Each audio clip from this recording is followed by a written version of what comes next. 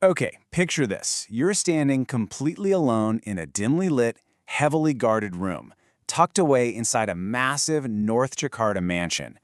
The air is just thick, heavy with the smell of strong incense and green coconuts. You're just a personal assistant, right? You're doing your regular cleaning routine. But then, you glance under the offering table, and your heart literally drops. Sitting right there is a photograph of your own face, perfectly torn in half. Now, this isn't some crazy movie script.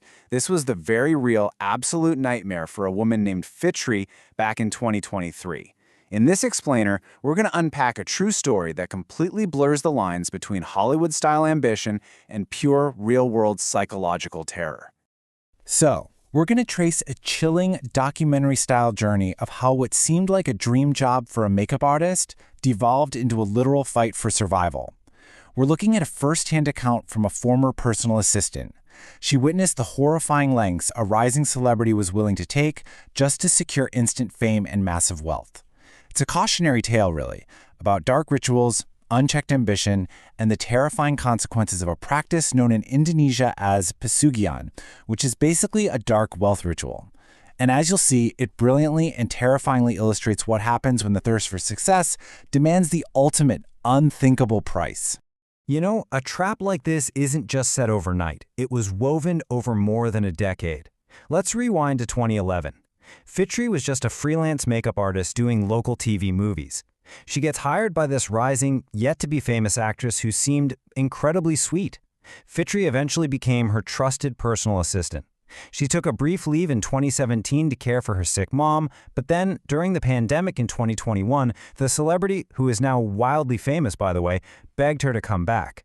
Fitri's naive curiosity and loyalty over all those years slowly wrapped her in this web of dark secrets. And by 2023, she'd find herself literally running for her life.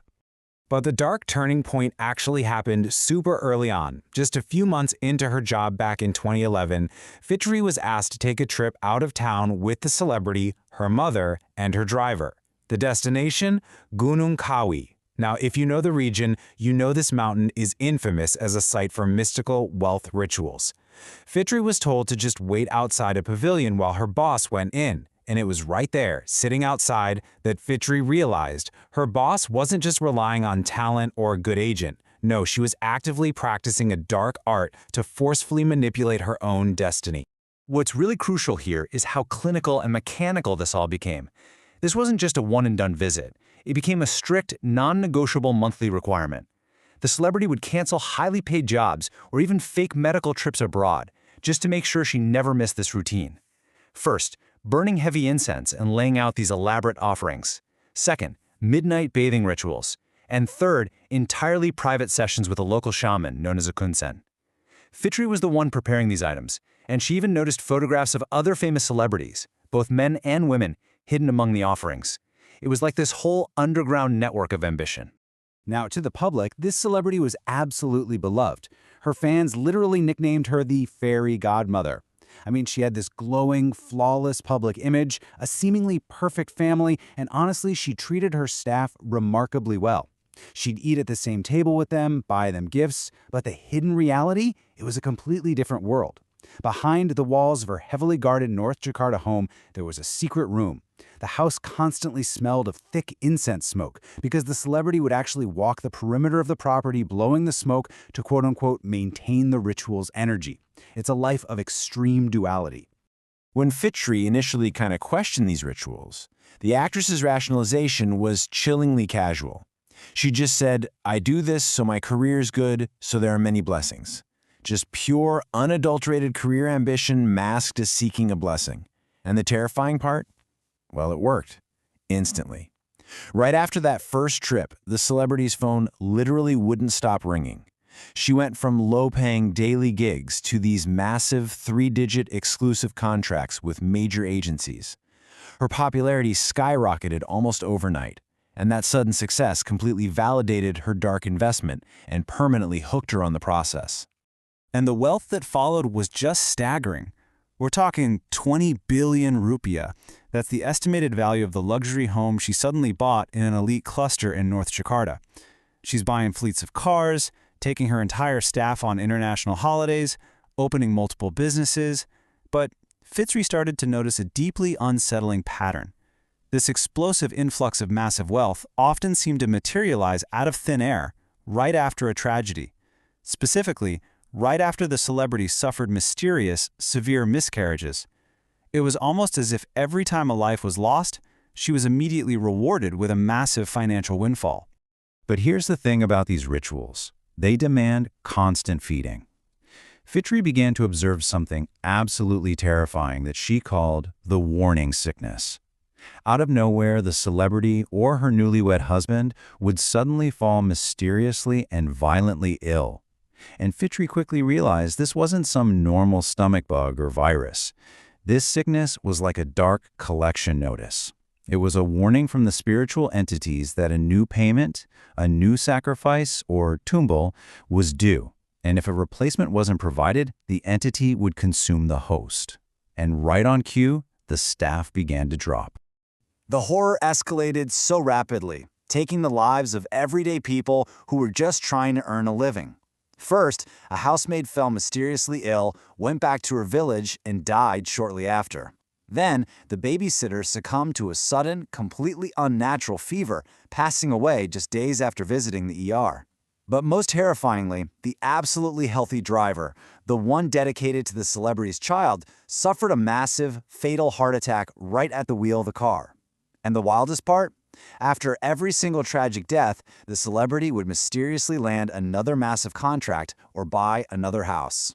The absolute horror of this whole pattern really hits home when you look at the final toll. 13. Over the years, 13 employees either lost their lives or fell severely ill under incredibly mysterious circumstances.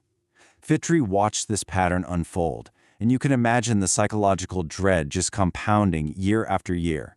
And then, the realization hit her.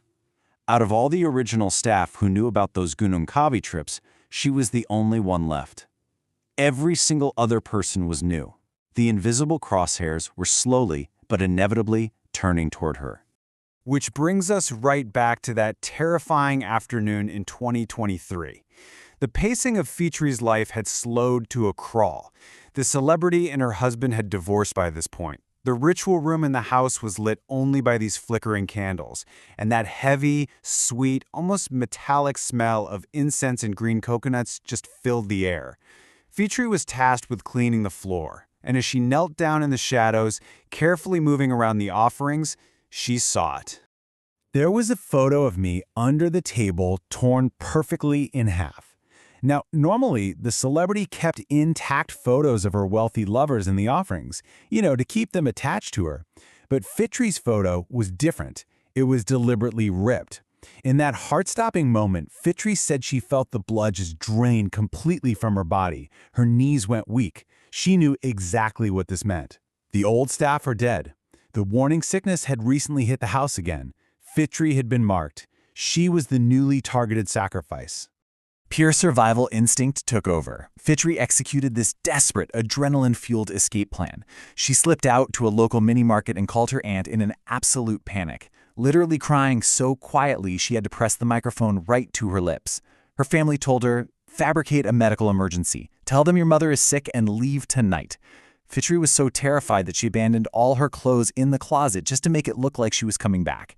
The celebrity even handed her this thick envelope of cash for the trip. But Fitri was so terrified the money was cursed, she abandoned that thick stack of cash right on the seat of her travel car and fled into the night.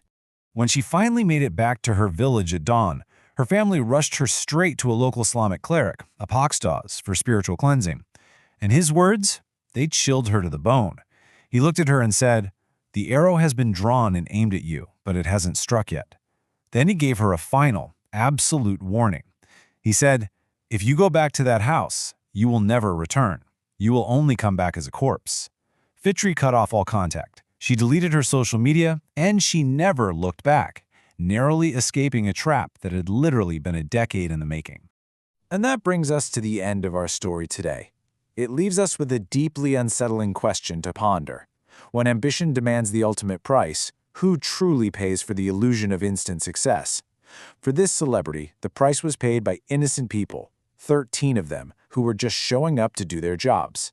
It's a profound reminder that the brightest, most glamorous public images can sometimes cast the absolute darkest, most terrifying shadows behind closed doors. Thank you so much for joining me to explore this explainer today. Keep questioning the perfect images you see out there, and I'll catch you next time.